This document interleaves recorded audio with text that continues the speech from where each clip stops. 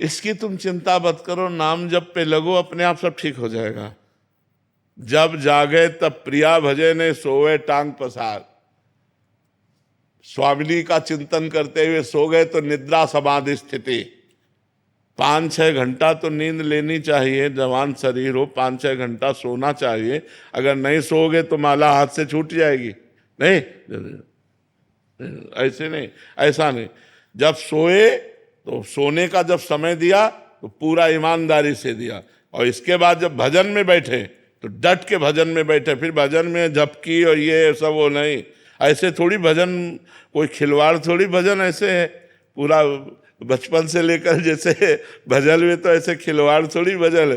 तो जब नींद का हम समय दे देते हैं, फिर हम आलस्य नहीं करते। अगर हमें नींद आ रही, हम खड़े हो गए, हम ठंडा पानी मुंह पे मार लिया, हम कोई भी ऐसी चेष्टा करेंगे जिससे हमारी नींद गायब हो जाए और हमारा भजन चले। हमें प्रमाद स्थिति नहीं लानी, लेकिन 6 घंटे हमें समय देना है नींद को। जवान शरीर है, 6 घंटे समय देना है नींद को। जो शरीर से क्रियाएं करते हैं, जो हम खान पान करते हैं, संसारिक चिंतन होता है तो इंद्रियां थकित हो जाती है, उनको 6 घंटे विश्राम चाहिए। तो नाम जप करते हुए 6 घंटे सो जाओ, इसके बाद फिर लड़ो, फिर नींद नहीं आनी चाहिए। नींद को कम करने की बात नहीं सोचनी, अन्य समय नींद नहीं आनी चाहिए। अगर हम 6 घंटे सो गए तो 18 घंटे फिर हम बिल्कुल अलर्ट रहेंगे, हम सावधान रहेंगे, जगेंगे। अगर हम 6 घंटे में कमी करते हैं तो 18 घंटे में वो नींद हमको डिस्टर्ब करेगी। तो हमें डिस्टर्ब ना हो, इसलिए 6 घंटे हम आराम से सो लेते हैं, और फिर 18 घंटे हम अपनी क्रियाओं, नाम जप और सब साधन में लगते हैं। पर जी आप साधकों को बताते थे कि जब आप बाल अवस्था में तो आप अपनी चुटिया को झोंपड़ी के साथ बांध लेते थे। बड़े उपाय कर ले। अब जैसे अनुष्ठान चल रहा है गायत्री का, अब शांत एकदम, शीतलता, वायु एकदम ठंडी चल रही, जंगल में जैसे एकदम नाम जप करे तो जप करते करते एकदम जैसे, तो फिर अब एक पैर के बल खड़े हो गए, अपनी जटा को ऊपर उसमें झोपड़ी थी फूस की, उसमें बांध दिया कि ऐसे होगा तो एकदम समझ में आ जाएगा। और एक पैर के बल खड़े होकर के जप कर रहे हैं, फिर ये थक गया पैर तो फिर इस पैर के बल खड़े होकर। भजन करना है तो लड़ना है, हमको युद्ध करना है। हमें अपनी वासनाओं से, अपनी कामनाओं से, अपनी कमजोरियों से हमें युद्ध करके भजन में आगे बढ़ना है। भजन करना कोई खिलवाड़ थोड़ी। आप देखो, माला लेकर के बैठो, मन कितना परेशान करता है। मंत्र में मन लगना, नाम में मन लगना बड़ा कठिन होता है। और बड़े भाग्यशाली लोग हैं जो नाम जप कर रहे हैं और जिनका मन भगवान में लग रहा है। धन्य भाग है, अहो भाग्य है। उसके माता धन्य, उसका पिता धन्य, उसका परिवार धन्य। नाम प्रसंग कहे तो उपदेश, जाया धर्म धन्य सो देश, धन्य सो कुल जय जन्म भयो, धन्य सु तात धन्य सो माय। उसके माँ धन्य, उसका पिता धन्य, उसका कुल धन्य, उसका देश धन्य, जहाँ भगवान का प्रेमी महात्मा उत्पन्न हो जाए, भगवत भजन करने वाला उत्पन्न हो जाए। तो हमें नींद हटाने की नहीं सोचनी, हमें नींद पूरी करके नींद फिर ना आवे, ये बात हमें ध्यान रखनी। डेविड जी, महाराज जी आप पूछ रहे हैं, महाराज जी आप कह रहे हैं कि शरीर का राग कैसे कम हो। अभी तो बस शरीर में और अपने स्वास्थ्य में ही चिंतन जाता रहता है, उसका धीरे धीरे कैसे कम करें। हाँ, पहला संत सेवा। जब हम किसी भगवत प्रेमी महात्मा की सेवा करते हैं तो हमारे पाप नष्ट होते हैं और हमारा अज्ञान नष्ट होता है, जिससे हमारी भगवान में प्रीति होती है। भगवान नाम में प्रीति और भगवान में प्रीति शरीर राग को नष्ट कर देते हैं। शरीर राग नष्ट करने का साधन है संत सेवा। So you have to service the saints. So when you will do the service to the saints, the love you have for the body basically goes away, and then that helps you to get the love for the Lord. दीपक गोस्वामी जी, प्रीति त्रिपाठी जी, महाराज जी आप 2-3 शिक्षक हैं अलग अलग जगह से। ये कह रहे हैं कि महाराज जी, दीपक जी कह रहे हैं कि गांव, एक छोटे से गांव में शिक्षक हैं, बट महाराज जी बच्चों के संस्कार और भक्ति का उनको प्रेरणा दे सकें, इसके लिए हमें क्या करना होगा। क्योंकि एक शिक्षक ही है जो एक स्कूली शिक्षा के साथ साथ बच्चों का मार्गदर्शन भी कर सकता है, ताकि वो सत्कर्मी और संस्कारी भी। हाँ, आधुनिक शिक्षा के साथ साथ आध्यात्मिक शिक्षा अब बड़ी दुर्लभ हो गई है, क्योंकि बच्चे सुनना नहीं चाहते, बच्चे मानना नहीं चाहते। अब जो मोबाइल शिक्षा दे रहा है तो वो टीचर का सम्मान और टीचर की बातों पर ध्यान देना असंभव सा होता जा रहा है। असंभव सा होता जा रहा है। तो हमें लगता है कि अगर हम बच्चों को प्यार से, जो समझना चाहें, जो ना समझना चाहे उनकी बात तो अलग है, जो समझना चाहे तो बड़े महापुरुषों के चरित्र सुनाने चाहिए।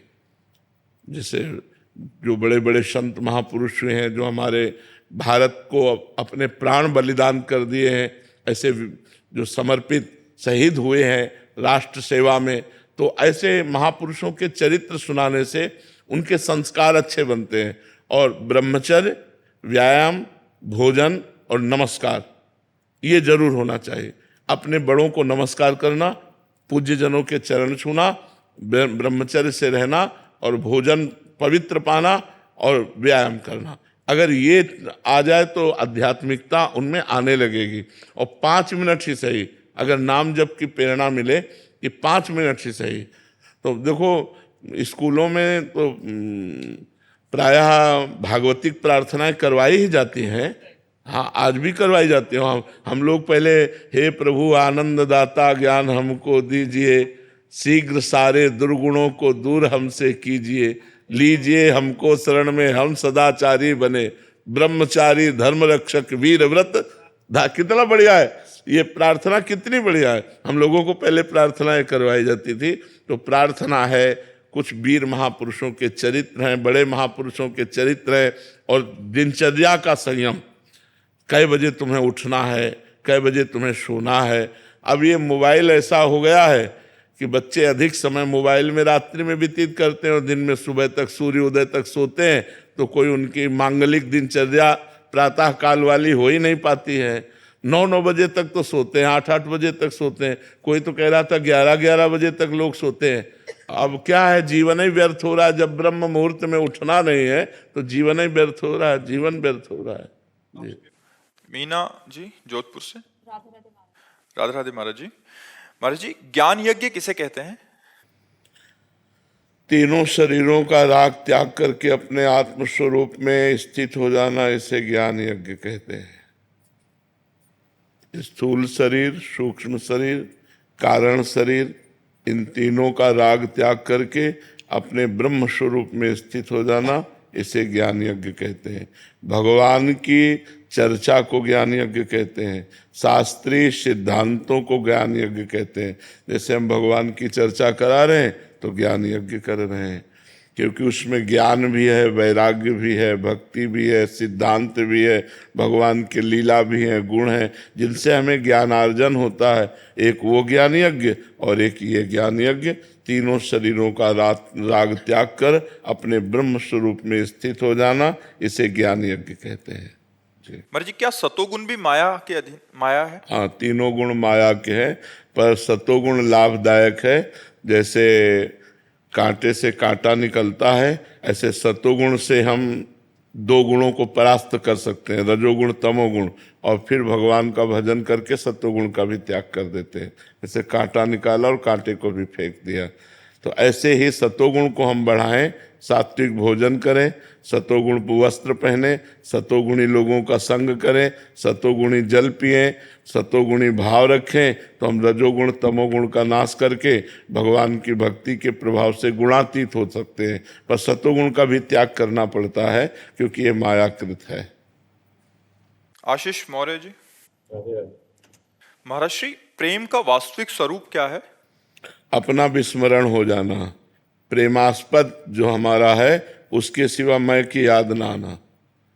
ब्रह्म नहीं, माया नहीं, नहीं जीव नहीं काल, अपनी ही सुधि ना रही, एक रहो नंदलाल। ही में न जान परे कान है कि प्राण है, कान भय प्राण में, प्राण भय कान में, ही में न जान परे कान है कि प्राण। ऐसे भगवद स्मरण में तन्मय कि अपनी शुद्धि भी नहीं है। पिय मूर्ति नैनन बसय तेहि रस रहाय समाय, ये लक्षण सुन प्रेम के और न कछु सुहाय, और न कछु सुहाय। फिर अपने रस मातो कुटुम देह ते जाय, छूट सब ही विधि नातो। जहाँ जहाँ पी की बात सुने, खोजत तिन गैनन, हित ध्रुव छिन छिन ले, प्रेम जल भरी भरी नैनन। राधा राधा राधा, और कुछ स्मरण नहीं, यही प्रेम का सिर। देखो, आपकी कृपा बल से लगता है कि अपना काम हो गया, इसमें कोई अहंकार तो नहीं लगता है कि अहंकार? नहीं नहीं, कृपा बल से जब समझ में आ रहा है तो काम होना तब समझ लो जब कोई कामे नजर ना आवे, काम क्रोध लोभ मोह मद मत्सर छह विकारों का प्रभाव ना हो, शरीर भाव ना हो, हर समय भगवत स्मरण चल रहा हो, ऐसी बात समझ लो। बबीता जी। श्री हरिवंश महाराज जी। गुरुदेव भगवान, क्रियान्वित रहते हुए भाव समाधि कैसे लगती है? जब हमारा निरंतर भजन चलता है तो भगवान के कृपा बल से शरीर की क्रियाएं होती हैं, वो करता नहीं होता और वो स्वयं में स्थित रहता है। भगवत स्वरूप में स्थिति ऐसी गाढ़ हो जाती है जैसे गोपियों की थी। अब गोपियां दही बेचने जा रही हैं, विक्रेतु कामाखिल गोप कन्या मुरारि पादार्पित चित्तवृत्ति दध्यादिकम मोह वसाद वोचद गोविंद दामोदर माधवेति। वो जा रही दही बेचने, उनको याद भी था कि मैं दही बेचने जा रही हूँ, लेकिन ऐसी भाव समाधि लगी हुई श्री कृष्ण में कि वो कहती कोई गोविंद ले ले, कोई दामोदर ले ले, कोई माधव ले ले। कहना चाहती कोई दही ले ले, लेकिन निकल रहा है कोई गोविंद ले ले, कोई दामोदर ले ले, कोई माधव ले ले। तो जब हम नवधा भक्ति करते हैं तो नवधा भक्ति में नवी भक्ति है आत्मसमर्पण। जब आत्मसमर्पण हो जाता है तब हमारा प्रभु से भाव संबंध होता है। प्रभु हमारे स्वामी हैं, हम उनके दास हैं। प्रभु हमारे सखा हैं, हम उनके सखा हैं। प्रभु हमारे पति हैं, हम उनकी प्रियतमा हैं। प्रभु हमारे स्वामी हैं, हम उनकी सहचरी हैं। अलग अलग भाव उसी भाव संबंध में, वो भाव समाधि में डूबा हुआ अपने सांसारिक कार्य भी हो रहे हैं, लेकिन उसको बोध नहीं, वो भगवान करवा रहे हैं। वो भगवान में स्थित है, प्रियालाल में स्थित है और कार्य भगवान करा रहे हैं। सब कार्य वैसे होंगे जैसे हो रहे हैं। कर्तुम अकर्तुम अन्यथा कर्तुम, भगवान उसके हृदय में बैठकर स्वयं, जैसे अर्जुन के रथ की बागडोर पकड़कर भगवान रथ हाँक रहे हैं, ऐसे स्वयं भगवान उसकी बुद्धि में बैठकर सब कार्य करा रहे हैं। और वो कार्य करता हुआ भी करता नहीं है, वो हर समय भगवान में स्थित है। ये भाव समाधि है, वो हर समय भगवान में डूबा हुआ है। हाँ, नाम जप करो, सत्संग सुनो, खूब भगवान से प्रार्थना करो कि हमारा मन आप में लग जाए। मुझे और कुछ नहीं चाहिए प्रभु, केवल आप चाहिए प्रभु। वो बार बार सामान फेंकेंगे माया की, बस यही कहे प्रभु लुभाओ मत, आप चाहिए, संसार नहीं, आप चाहिए जी। अनिल जी करनाल से। श्री हरिवंश प्रणाम। राधे राधे महाराज जी। महाराज जी, मन क्रम वचन कहो नित डेरे, श्री हरिवंश प्राण धन मेरे। महाराज जी, इस पंक्ति को सेवक जी महाराज जी की कैसे धारण करें? एक संसार दुष्ट की संगति ताहू में तुम पुष्ट करावहु, विनती करो सकल धर्मी सो धर्मी होई जिन नाम ल जाओ। स्वार्थ सकल तज, मन क्रम वचन शुद्ध सकल मत हमसे ही हरिवंश उपासी कैसे बनोगे? स्वार्थ सकल तज, गुरु चरणन भज, गुण नाम सुन कथ, संतन सो संग करे, काल ब्याल मुख पर्यो, कप पित्त बात भर्यो, भ्रमेव कत अनन्य कहे कि जिय लाज धरी। सेवक जी महाराज कहे पहले तो दुष्ट स्वभाव वालों का संग छोड़ो। एक संसार दुष्ट की संगति ताहू में तुम पुष्ट कराओ। अब दूसरी बात, ये तुम्हें याद रखना कि मैं किस मार्ग का पथिक हूं। धर्मी होए जिन नाम धरावो। ऐसा कोई काम न कर देना जिसमें कोई कहे कंठी तिलक पहने तुम्हें शर्म नहीं आती। ऐसा कोई काम मत करना जिससे तुम्हारी कंठी तिलक को कोई कहे कि यार कंठी तिलक पहने तुम्हें झूठ बोलने में शर्म नहीं आती, तुम्हें व्यभिचार करने में शर्म, तुम्हें गंदा काम करने में शर्म। तो वो हम ऐसा कार्य न करें। फिर कहा स्वार्थ सकल तज, स्वार्थ का त्याग करो, परमार्थ पे चलो। परमार्थ पे चलना क्या है? गुरु चरण गए, गुरु भगवान के चरणों का आश्रय लो। गुण नाम सुन कथ, भगवान के गुण, लीला गुण, भगवान के चरित्र, इनको खूब सुनो और कथ खूब इनको गाओ। भगवान का नाम कीर्तन करो, भगवान का नाम जप करो, भगवान की लीला चरित्रों को गाओ, भगवान के लीला चरित्रों को सुनो। गुण नाम सुन कथ और संतन कर संग कर। जो भगवत प्रेमी महात्मा जन है उनका संग करो। और इस शरीर को ध्यान रखो, मरने वाला है। काल व्याल मुख पर, काल रूपी सर्प के मुख में बस लील जाएगा, वो किसी क्षण नष्ट हो सकता है। काल व्याल मुख पर, कफ पित्त बात भरे। इस शरीर में कुछ नहीं, कफ पित्त बात भरा हुआ है। एक ज्योतिर्मय परमात्मा का अंश है, उसी से प्रकाशित हो रहा है। भजन कर लो, गुरु चरणों का आश्रय लेकर खूब लीला नाम वाणी में लगे रहो, बस आ जाएगा मन क्रम वचन शुद्ध सकल मत। अन्य किसी का संग ना करो। अब अन्य उपासकों का संग करोगे तो अलग अलग धर्म है, अलग अलग नियम है, अलग अलग कर्म है, तो आप किस किस को मानोगे? अब मानो जैसे हमारे में है तो रसिक अनन्य उपासना है, इसमें श्री जी और लालजू के सिवा कुछ नहीं जोड़ा गया। पूरे जगत में है, बिन तुलसी हरि एक न मानी नमो नमो, तुलसी महारानी नमो नमो। जहाँ भगवान का भोग लगेगा तो पहले तुलसी डाली जाएगी। अब अपने यहाँ तुलसी जी सहचरी है, वो थाली में नहीं पास में विराजमान है, तो हम उनको चरणों में चढ़ाते हैं, श्रृंगार में लगाते हैं, पर भोग में नहीं डालते। तो उपासना पद्धति अलग अलग है। अगर हम अन्य से संग करेंगे तो हमारी उपासना का रहस्य नहीं समझ में आएगा। फिर मन क्रम वचन चित्त शुद्ध सकल मत, हम श्री हित हरिवंश उपासी, ये बात समझ में नहीं आएगी। नहीं, रसिकन सो संग करे। रसिक कासो कहें जो प्रिया प्रीतम के सिवा अन्य कोई उपासना नहीं, अन्य कोई बात नहीं। इष्ट मिले और मन मिले, मिले भजन रस रीति, तहाँ निसंग को है मिलिए, तासो कीजिए प्रीति। अपना इष्ट मिलना चाहिए, श्यामा श्याम मन मिलना चाहिए, और अपनी रस रीति उपासना मिलनी चाहिए। ऐसों का संग करे, नहीं तो असंग रहे, नाम वाणी का पाठ करे और अपनी उपासना में रत रहे, तो हो जाएगा मन क्रम वचन शुद्ध सकल मत, हमसे ही हरिवंश उपासी। समझ में आई बात? सीमा जी गुरुग्राम से। श्री हरिवंश महाराज जी, महाराज जी आपके श्रीमुख से सुना है कि दूसरों की निंदा ना करें, ना ही अपनी प्रशंसा सुने। महाराज जी दूसरों की निंदा तो नहीं करती, पर जब प्रशंसा होती है तो उससे कैसे बचें? ये थोड़ा सा मुश्किल हो जाता है। हाँ, अहंकार को अच्छा लगता है ना अपनी प्रशंसा। जो अहंकार है, जो अहम है अंदर ना, वो अपनी बात कहना बढ़ा करके, अच्छी बात कहना जिससे सम्मान प्राप्त हो, या दूसरा कोई प्रशंसा करे तो सुनने में अच्छा लगे। दोनों में पुण्य नष्ट होते हैं। अपनी प्रशंसा अपने मुख से करना या दूसरे के मुख से अपनी प्रशंसा सुनना, इनमें दोनों में सुकृत नष्ट होते हैं, पुण्य नष्ट होते हैं।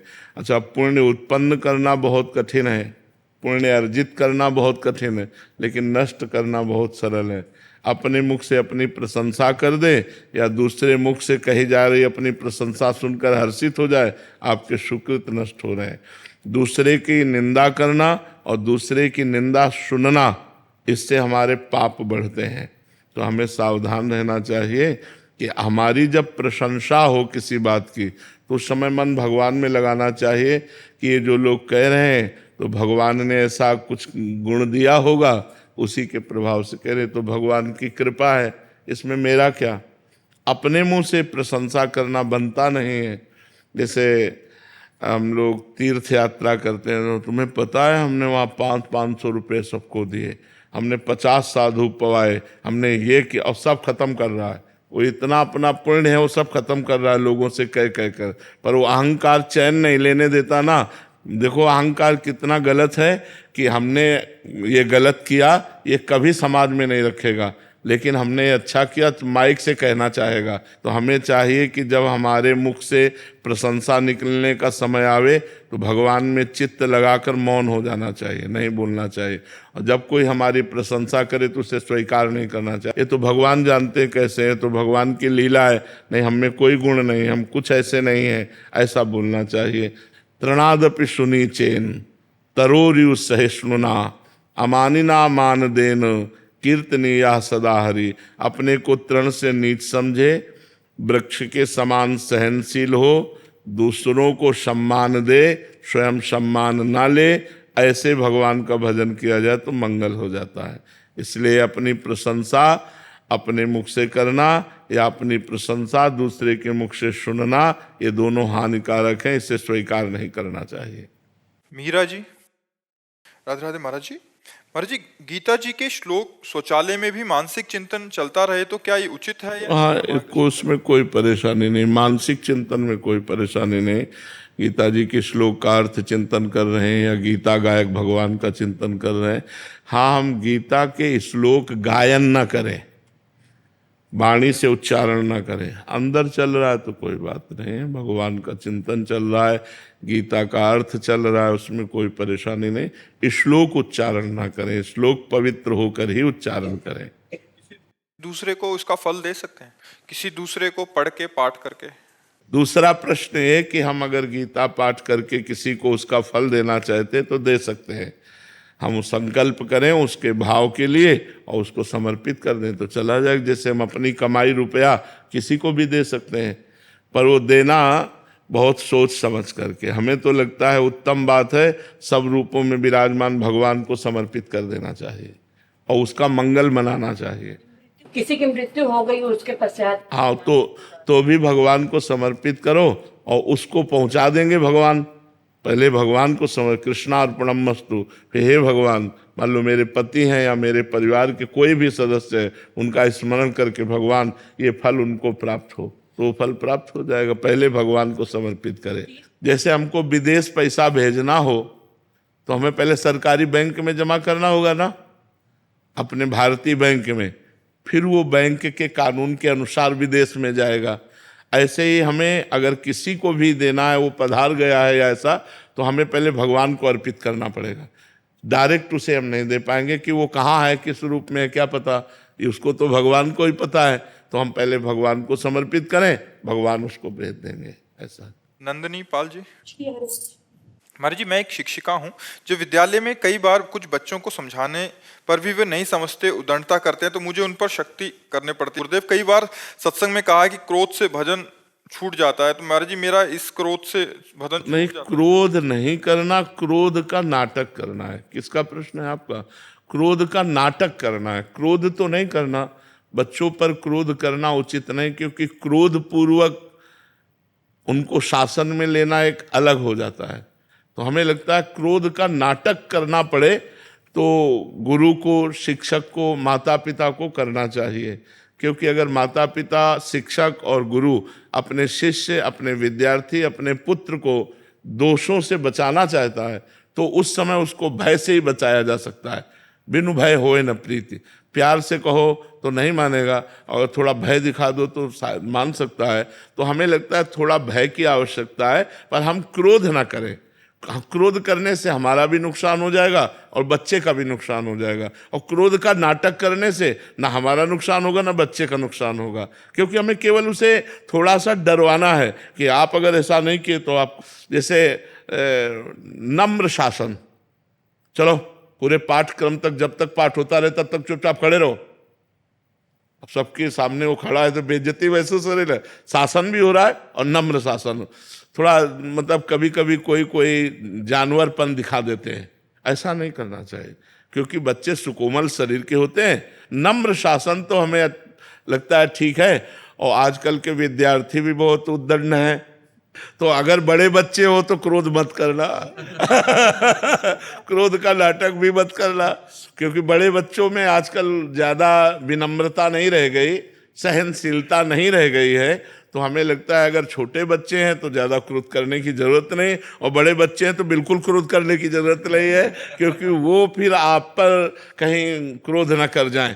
तो मतलब हमको बहुत सावधानी रखनी है, अपनी नौकरी भी बचानी है, अपना जीवन भी सुरक्षित रखना है, बच्चे को भी उन्नतिशील। तो क्रोध का नाटक करेंगे अगर हम थोड़ा तो ठीक रहेगा, लेकिन क्रोध ना करें तो अच्छा रहेगा। महाराज जी, जैसे घर में भी कभी क्रोध आ जाए या अपशब्द निकल जाए तो क्या वो प्रभावित करते हैं बच्चों? हाँ, बिल्कुल प्रभावित। हमारा अंतःकरण दूषित हो जाता है। जब हम क्रोध करते हैं तो हमारा अंतःकरण दूषित हो जाता है, हमारी वाणी दूषित हो जाती है, हमारे विचार दूषित। ये विकार है ना, षड विकार है, काम, क्रोध, लोभ, मोह, मद, मत्सर।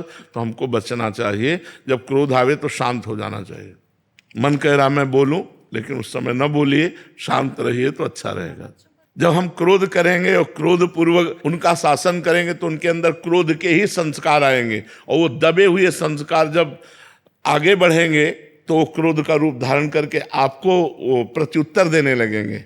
तो अगर हम बच्चों के सामने क्रोध बार बार प्रकट करेंगे, चाहे बच्चों पर ही हो या परिवार पर ही हो, तो उनके अंदर क्रोध के संस्कार जागृत हो जाते हैं और ना करने पर भी उनको करने के लिए वो क्रोध मजबूर कर देता है। तो हमें लगता है कि हमें परिवार में ऐसा वातावरण बनाना चाहिए जिससे हमारे बच्चों में प्रतिकूलता ना पैदा होने पाए, क्रोध ना पैदा होने वाले। अगर हम प्यार पूर्वक, पहली बात, और नहीं तो फिर नम्र क्रोध, हमें लगता है थोड़ा सावधान रहना चाहिए सबको। नहीं, वही बच्चे फिर सयाने होके जब याद करते हैं ना, तो फिर वही प्रतिकूलता देते हैं बूढ़े माता पिता को। इसलिए बहुत सावधान रहना चाहिए, बच्चों को अच्छे संस्कार देना चाहिए, प्यार देना चाहिए, ऐसा उनका स्वरूप ना बिगाड़ देना चाहिए कि वो घृणा की दृष्टि से हमारी तरफ देखें या क्रोध की दृष्टि से देखें। प्रणव त्रिपाठी जी। श्री राधे राधे। राधे राधे महाराज जी। महाराज जी, पढ़ाई, कैरियर और भविष्य की चिंता में मैं कई बार तनाव और उदासी में डूब जाता हूँ। इसी समय पर मैं कई बार कमजोर और अकेला और मतलब अपने आप को कमजोर महसूस करता हूँ। महाराज जी, सहायता कीजिए। सहायता तो भगवान की लो बच्चा। अगर भगवान का नाम जप करोगे ना, तो तुम्हें भगवान की सहायता मिलेगी, वही सच्चे सहायक है। अकेले पूरा जीवन हो गया, पूरा जीवन अकेले हो गया, और उन्हीं की सहायता से चले हैं। हमें कोई सहयोगी नहीं मिला। कहीं भी अगर सहयोगी मिले हैं तो संत जन मिले, वो भगवान के ही स्वरूप हैं। तो भगवान और संत तो एक ही बात है, बका कोई सहयोगी नहीं। नाम जप करो, ब्रह्मचर्य से रहो, पवित्र भोजन पाओ, समय से जागो, समय से सो, समय से अपनी दिनचर्या करो, अभी आपके अंदर उत्साह आ जाएगा। व्यायाम करते हो? हाँ, अभी उत्साह आ जाएगा। व्यायाम करो, ब्रह्मचर्य से रहो, पवित्र भोजन करो, माता पिता के चरण छुओ और नाम जप करो, और चाहे 10 मिनट सही सत्संग सुनो। सत्संग जरूर सुनना चाहिए, उससे हमारी बुद्धि पवित्र होती है, तो हमें उत्साह मिल जाएगा, हमें बल मिल जाएगा। जहाँ हम हारते होते हैं वहाँ भगवान हमें बल प्रदान करते हैं, और भले हार जाएं फिर हमें आगे बढ़ने का उत्साह मिलता है। नहीं तो बहुत से बच्चे जैसे फेल हो जाते हैं, सुसाइड की सोच लेते हैं, बहुत कमज़ोर हो जाते हैं। ऐसा नहीं होना चाहिए। नाम जप करो सब लोग, फिर देखो आपको कितना आत्मबल मिलता है।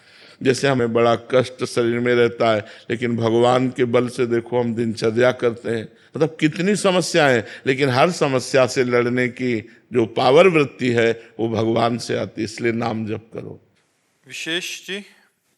राधा बोलो शेरवंश महाराज जी। महाराज जी, मेरा प्रश्न है कि आपकी कृपा से भजन बहुत अच्छा चल रहा है। जैसे आपसे सुना है, भजन के लिए भोजन शुद्ध होना चाहिए, बट आजकल खाद्य पदार्थ और प्राकृतिक संसाधन अशुद्ध होने लगे हैं। महाराज जी, ऐसे में साधक की दिनचर्या में इससे प्रभाव पड़ेगा? हाँ, उसमें भी हम शुद्धता निकालते हैं। उसमें भी हम शुद्धता निकालते हैं कि हम बाजार का बना नहीं पाते हैं, अपने घर का बना पाते हैं। बाजार की चीज पाने से फर्क पड़ जाता है। अगर हम वही माना कि अब उनका मूल स्वरूप तो अशुद्ध हो ही रहा है, लेकिन हम अपने घर में शुद्ध करके बना के पावें, वो अच्छा बाजार के चीज़ों से बचे। ये हमारे स्वास्थ्य के लिए ज़्यादा लाभदायक भी नहीं है, और हमारे भजन वृत्ति के लिए तो बिल्कुल नहीं लाभदायक है।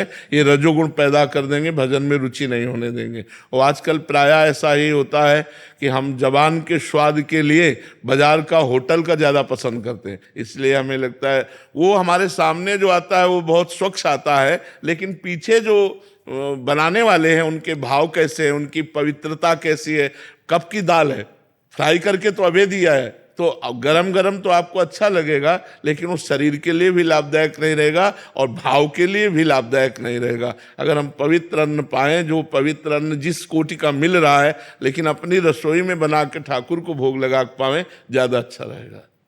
प्रवीण कुमार शर्मा जी, राजस्थान से। श्री हरिवंश प्रभु। श्री हरिवंश महाराज जी। महाराज जी, परिवार में पूज्य भाई जी और पूज्य स्वामी रामसुखदास जी महाराज जी की वाणी जी सुनी और वाणी जी का अनुसरण करते आ रहे हैं। परिवार में एक भागवतिक वातावरण है, जिससे ये दास भी प्रभु के चरणों में समर्पित और हरिनाम का प्रयास कर रहा है। महाराज जी, मानव देह प्राप्त हुआ, हरिनाम लेने का अवसर भी प्राप्त हुआ। महाराज जी, अभी क्या हो गया है कि 2 भाग से हो गए हैं मन के। एक भाग तो भगवत नाम और सुनना चाहता है और लेना चाहता है, दूसरा भाग दैत्य राक्षस जैसा है, जो विषय वस्तुओं को सामने लाकर खड़ा करता है। तो ऐसे में महाराज जी, द्वंद्वात्मक स्थिति यहाँ। भजन के बल से उस आसुरी भाव का नाश कर दो। बहुत अच्छे बच्चे हो जो अपने मन को देख पा रहे हो। इसमें दोनों भाव है, सुमति और कुमति। बुद्धि में सुमति और कुमति है, तो सुमति को हम बढ़ावें और कुमति को नष्ट कर दें। दैवी संपदा को बढ़ावें आसुरी संपदा को नष्ट कर दे। तो जो हमारे अंदर आसुरी भाव है इसे नष्ट करना पड़ेगा, और ये भजन के प्रभाव से नष्ट होगा। जितना आप भजन करोगे उतने आसुरी भाव नष्ट हो जाएगा। नहीं, इसका आकर्षण भोगों के प्रति होता है और बहुत गंदा होता है, और ये इतना मलिन होता है कि फिर अगर ये बना रहा संस्कार अंदर, वासना, तो कहो 50 वर्ष तक दबी रहे, 50 वर्ष तक, और इसके बाद अवसर आया तो मतलब बड़ा आश्चर्य होता है। तब ये होता है यार, शिव विरंचिका मोह है को है बपुरान, असजिय जान भजी मायापति भगवान। बहुत विचित्र। इसलिए इस वासना को जल्दी से जल्दी नष्ट कर देना चाहिए सत्संग के प्रभाव से, भजन के प्रभाव। अगर दबी रही तो वो है, और वो है तो कहीं ना कहीं, कभी ना कभी अगर संयोग बना तो नष्ट कर देगी, वो बहुत बुरी तरह नष्ट कर देगी। जब तक शरीर में श्वास रहे और जब तक शरीर का होश रहे तब तक खतरा है, तब तक खतरा है। इंद्रियां भले भोग लायक ना हो, लेकिन मन भोग युक्त हो करके तुम्हें भ्रष्ट कर सकता है। इसलिए वासना को नष्ट करना है। बात यह है, एक बार देवर्षि नारद जी ने जनक जी से पूछा कि आप विदेह कैसे हैं? आपकी रानी हैं, आपके संतान हैं, राजपाट है, और आप विदेह स्थिति तो अवधूत महापुरुषों की होती है, शरीर का होश नहीं है। और ऐसी थी जनक जी की स्थिति। तो उनका आज आराम करो, कल सभा में बताएंगे, चर्चा करेंगे। आज तो आप आराम कीजिए। खवाया पियाया और महल में, अपने महल में सुलाया, और जब रात्रि हुई तो रानी से कहा सो जाओ जा करके देवर्षि नारद जी के साथ। तो आज्ञा का पालन हुआ, तो गए। जब उन्होंने देखा कोई स्त्री आके सो, तो वो खसके दीवाल की तरफ, और तो और खसके। जब दीवाल मिली तो दीवाल की तरफ करवट करके वो कुछ बोले नहीं। थोड़ी देर में उठी चली गई हूँ।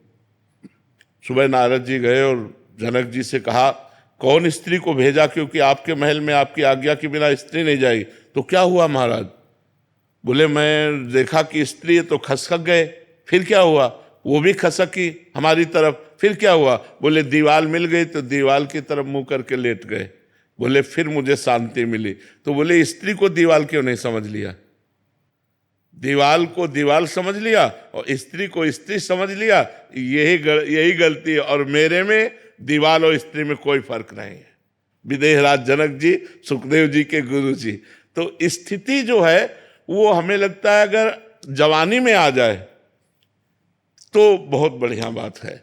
अगर वो स्थिति ना आई और वासना बनी रही तो किसी भी अवस्था में वासना गिरा सकती है।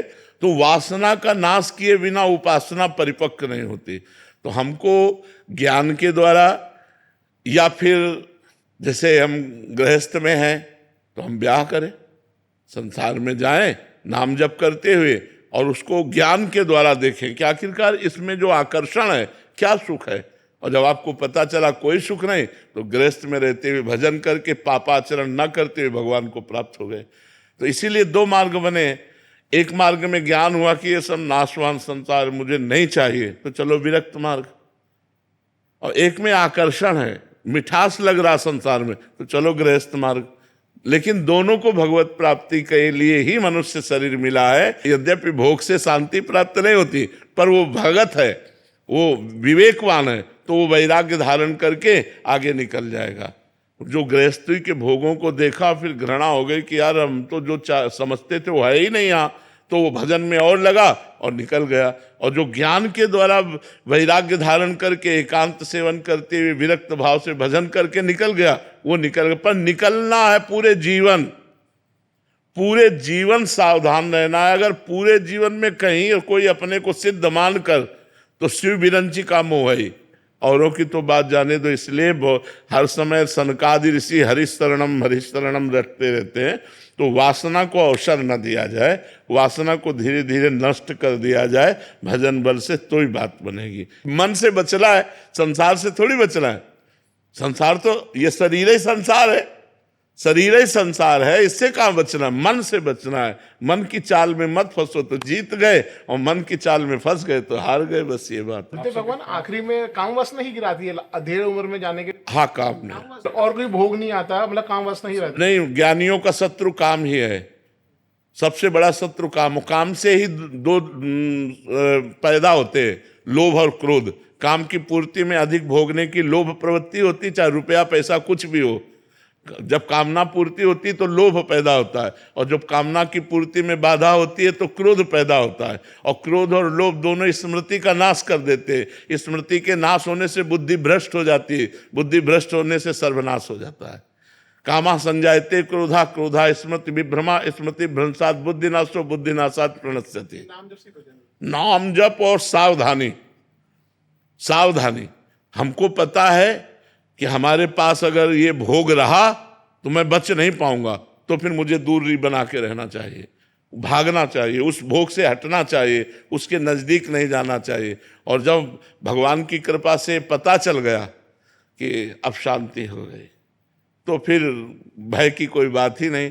जैसे हम अपनी बहन के पास कैसे बैठते हैं, हम अपनी बेटी के पास कैसे बैठते हैं, बिल्कुल निर्भय होकर बैठते हैं, कोई भय थोड़ी लगता है, क्योंकि वो मेरी बहन है, वो मेरी बेटी। ऐसे सब माताएं बहनें जब हमारी दृष्टि में आ जाएं कि हमारी श्री जी है, हमारी श्री जी की सखियां हैं, तो कोई परेशानी नहीं। जब तक भोग्या स्त्री दिखाई दे रही है तब तक भयानक दोष है, और ये दोष कभी भी कहीं भी किसी को भी गिरा सकता है, इसलिए बचने की आवश्यकता है। और बच गया तो जीत गया। बचाने वाले भगवान ही है, करो सदा तिनके रखवारी, जिम बालक राखे महतारी। तो भगवान बचाते हैं, नहीं तो सबके जीवन में एक मोड़ ऐसा आता है जहां गिरने के चांस होते हैं, वहीं भगवान। सीम की चाप सके को तासु, बड़ रखवार रमापति जासु। भगवान जिसके रक्षक हैं वही बच पाता है, नहीं तो मिट्टी में मिला दे, ऐसी माया है, सब मिट्टी में मिला दे, किया कराया सब चौपट कर दे। अरे गिरिराज के दर्शन कर लीजो, ब्रज रज में लोट लगा लीजो। अरे गिरिराज के दर्शन कर लीजो, ब्रज रज में लोट लगा लीजो। अरे ब्रज रज में लोट लगा लीजो, ब्रज रज में लोट लगा लीजो। गिरिराज के दर्शन कर लीजो, ब्रज रज में लोट लगा लीजो।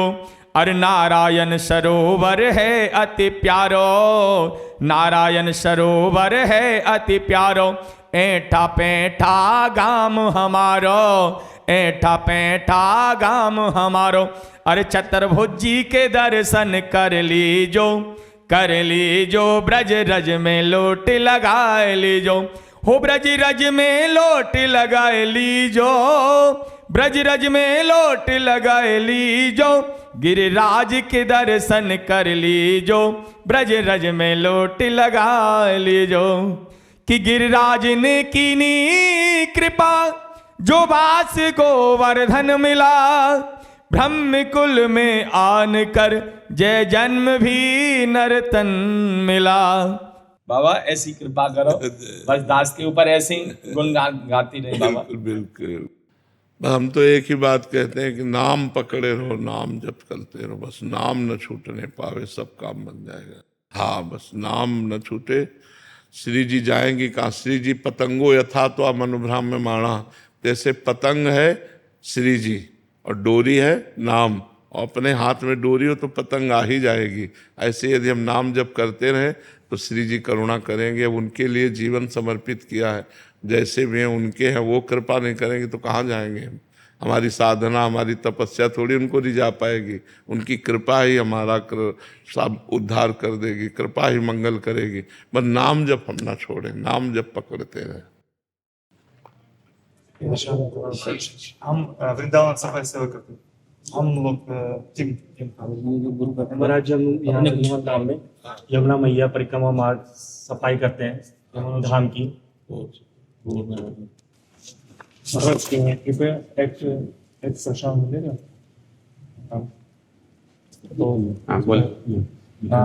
We want to ask about how we can inspire more people join this cleaning seva in Vrindavan.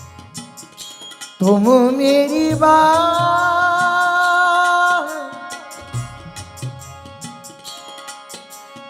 बात